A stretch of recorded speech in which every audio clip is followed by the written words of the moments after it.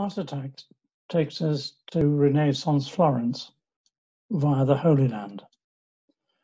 A few days before Christmas in 2006, I was part of a small pilgrimage of church leaders to Jerusalem and Bethlehem.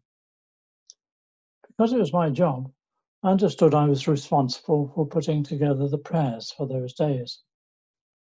So the planning was in my mind when Beryl and I had a city break in October.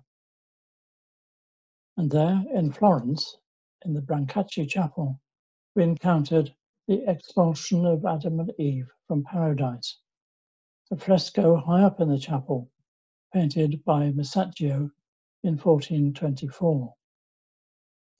On the left, you can see the door from which they have been ejected, having eaten of the fruit of the tree of knowledge. Above them, an angel supervising the eviction. Adam covers his face, shameful, feeling his internal guilt. Eve, who, as my mother would have said, is no oil painting, well, this is a fresco, Eve, too, is ashamed. Here is the burden of physical shame. She guards her modesty and covers her body, but her facial expression is mortified and distraught, distressed, and indeed distressing to look at.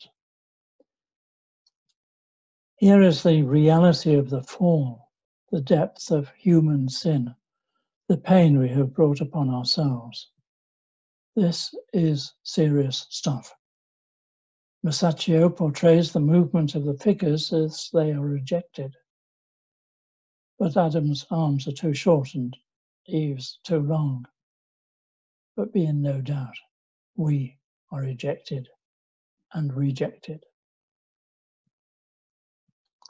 The next day, we discovered, painted on the wall of his monastery cell, Fra Angelico's Nativity, stylized, exquisite, as inspiring, comforting, and reassuring as Masaccio's fresco is unsettling. St. Paul writes, just as through the disobedience of one man the many were made sinners, so also through the obedience of the one man the many will be made righteous. And again, as in Adam all die, so in Christ will all be made alive. Or from John Henry Newman, O loving wisdom of our God, when all was sin and shame, a second Adam to the fight and to the rescue came. What better counterpoint, I thought, to use in the worship of those pilgrims to Bethlehem just before Christmas.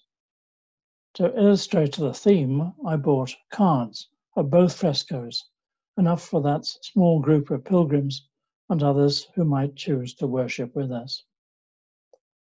The irony is that someone else also thought that he was responsible for the worship, and I was left with the cards.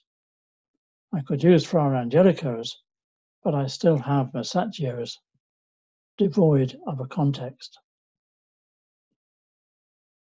The worship my colleague put together was much better than mine would have been, but there were no cards given out.